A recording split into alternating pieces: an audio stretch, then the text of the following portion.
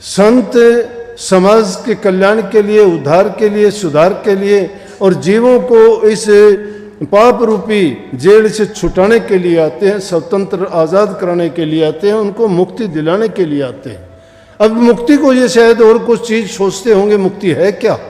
अरे मुक्ति तो पहले आप बुराइयों से मुक्ति प्राप्त कर लो तो फिर इस जन्म मरण से भी मुक्ति मिल जाएगी। जन्म मरण से मुक्ति इतनी आसान नहीं है, छूट जाना बड़ा कठोर काम है।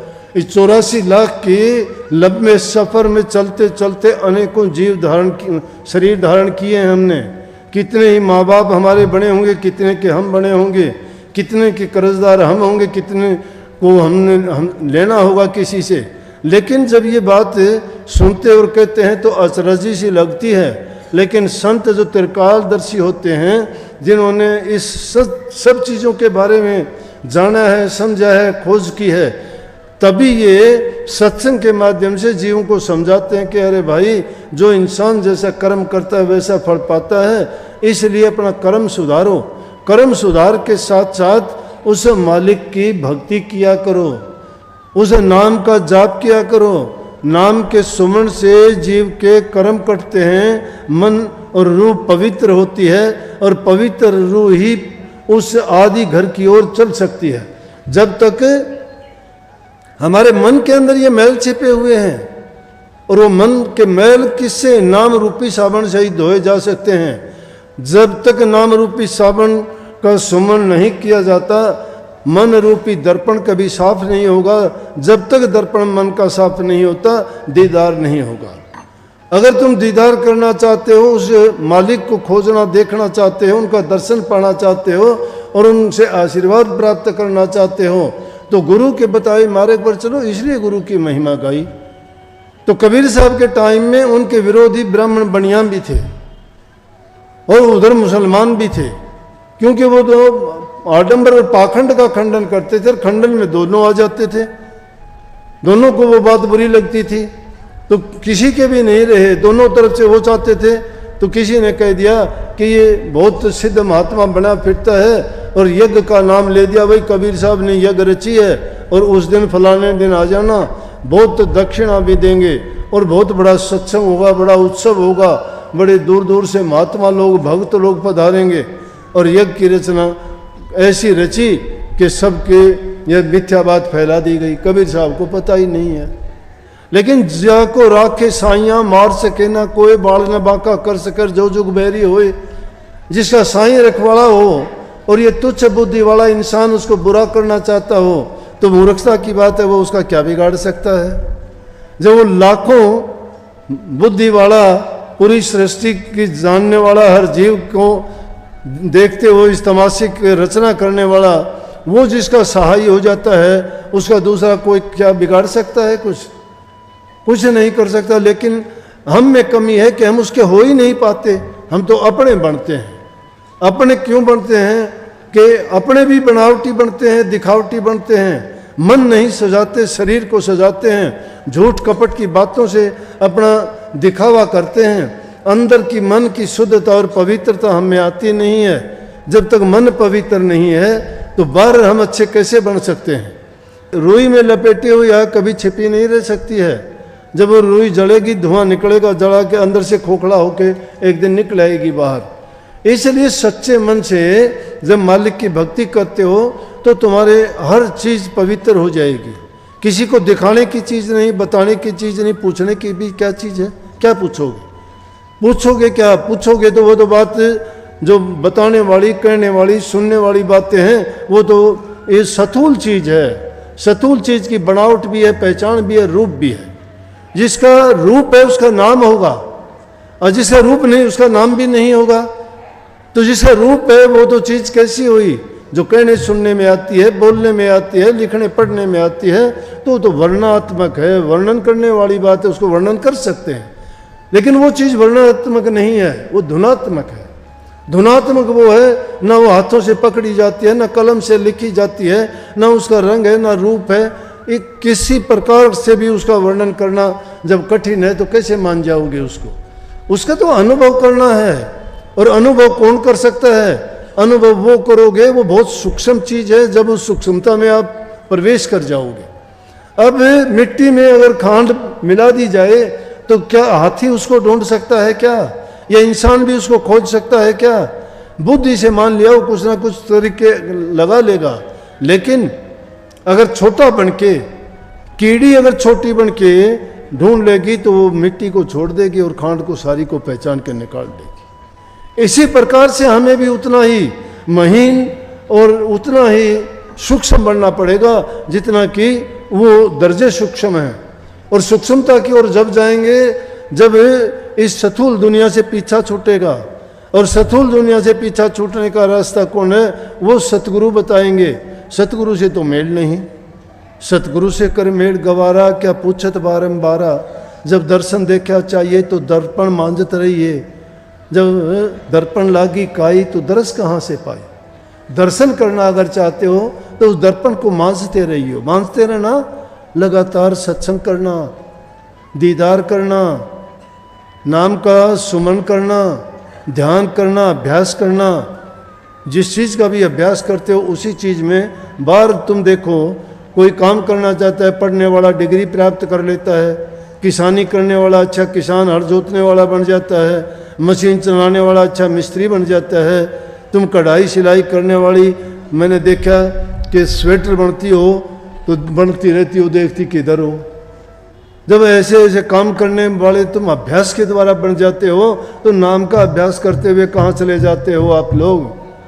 उस नाम का भी तो अभ्यास कभी सुमन अंतर में करके देखा करो।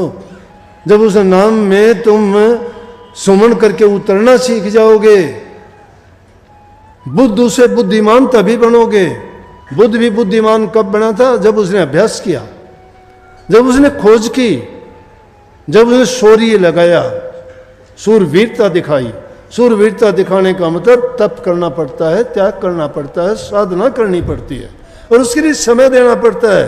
ये थोड़ा है कि भागते फिरते हो, आज यहाँ कल वहाँ, आज यहाँ कल वहाँ, क्या पाओगे? कहाँ मिलेगा?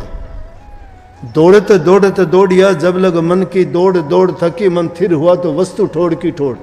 कहीं जाने की जरूरत नहीं है, जिसको तुम ढूंढते हो तुम्हारे अंदर में ही बैठा हुआ है। कहने को दूसरों को समझाते हो, सुनने को सुन भी लेते हो कि कण कण में मौजूद है। कौन से कण में मौजूद है बताइए? वो किससे, कौन से कण को मानते हो? किस कण में मौजूद है?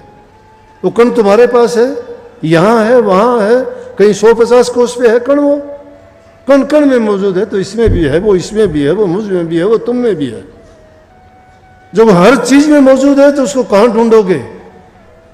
और जब वो जानते ही ये बात हो कि कण कण में है तो क्यों फिर वो उल्टे सीधे काम करते हो? फिर वो तुम्हारे देखता भी है, कर्मों को लिखता भी है, वो जानता भी है, हिसाब भी रखता है। जब वो सब कुछ उसके पास है, बिना कलम के लिखता है, बिना कागज के हिसाब रखता है। लेकिन हम सोचते हैं हम बुद्धिमान हैं। बुद्धिमान नहीं, बुद्धू हैं, चतुर नहीं हैं। ये चतुराई नहीं है।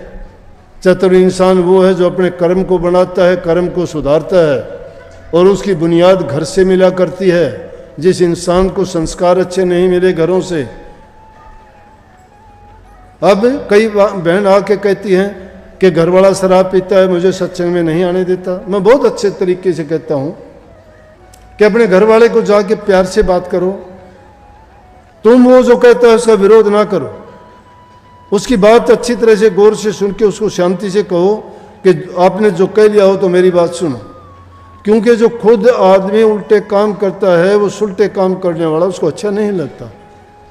खुद जो शराब पी के आता है, तुम कहते हो मैं सत्संग में जाके आती हूँ, उसको कैसे अच्छा लगेगा?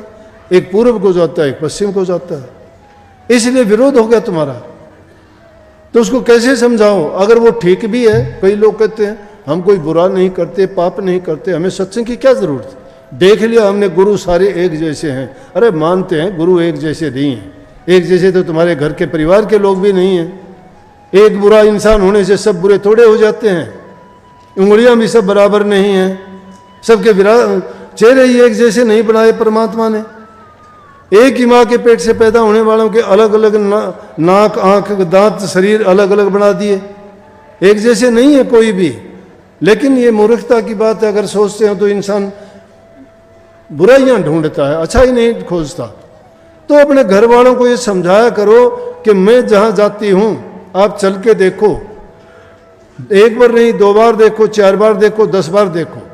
आपको अगर सही लगे तो आप भी मेरे साथ चला करो, और आपको अगर कोई बुराई नजर आए तो मुझे बता दो, मैं उस दिन के बाद में उस तरह मुंह करके भी नहीं सोऊंगी।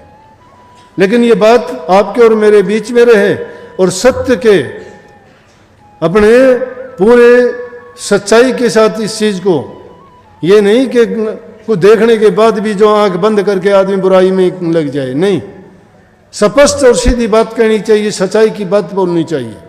मैं कहता हूं मान जाएगा। कुछ आके कहते हैं कि जी फोटो फेंक दिए, फाड़ दिए, रोने लगती हैं। उनका प्रेम होता है, ठीक बात है, उनका ठीक बात है। वो बात मैं पहले वाली वही बताना चाहता हूं, ये इश्क मिजाजी है, दुनियादारी का प्यार है। ये फोटो रखना हमारा, उनका इष्ट है, वो प्यार करती हैं, उनको देखना चाहते हैं, चेला हो चाहे चेली हो, सभी चाहते हैं। प्यार है ये, जिसका प्यार है वो उसको रखना चाहता है, हृदय में रखना चाहता है। तुम उनको सीधी बात कहता हूं, देखो फोटो रखना बहुत जरूरी है, जिसका प्यार होगा रखेगा। सत्संगियों की असल पहचान मैं बताता हूं, मैं घर जाते ही देख लेता हूं। जिनके घरों में एक अपने काफ़ी ऐसे प्रेमी हैं, आप देखोगे हैरान रह जाओगे कि उनके घरों में जाके देखोगे कि फोटोओं से घर यूं भरा हुआ है, दूसरा किसी का फोटो नहीं, अपने घर वालों के भी नहीं उनके, लेकिन गुरुओं के, महात्माओं के फोटो, औरों के नहीं, हमारे ही हैं। और कई दोस्तों का जाके देखो, उनका तो कोरी दीवार पड़ी है, देखने भी काम को नहीं। भाई क्या के सत्संगी है, बड़े इश्क मिजाजी होया उनका, तो इश्क हकीकी कहाँ से हो जाएगा उनके पास। तो मैं उनको ये कहा करता हूँ, काफ़ी लड़की ऐसी, भाई कोई दुष्ट आदमी होगा और ऐसी बात हो भी जाती है तो आप एक काम किया करो कि देखो बाहर का कागज़ है, वो नहीं फेंकेगा तो कल न गलिया बचा तो खुद भी फेंकेगी उस कागज़ ने, बरसात में भीज जाएगा, खराब हो जाएगा, फेंकोगे ना, करना ही पड़ेगा कुछ ना कुछ। तो यहाँ नहीं तो कहते गंगा जमुना में फेंकोगे। अरे वो फोटो तुम हृदय में क्यों नहीं रख लेते? ना कोई उसको फेंक सकता, ना जला सकता, ना तोड़ सकता, ना तुमने कुछ भी, जब झांके जब दर्शन कर लिए अंदर में।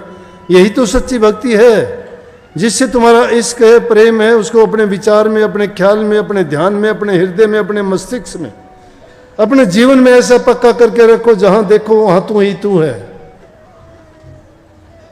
उसको देखना ही चाहते हो तो तुम्हारे वो तो विचारों में छप चुका है, तुम्हारे हृदय की पुस्तक में हर पन्ने पे लिखा हुआ है। वो कौन मिटा देगा उसको? उसको नहीं मिटा सकता कोई भी, ना तुम्हारे से छीन सकता है, ना आलोचना कर सकता उसकी, कर लेने क्या करोगे।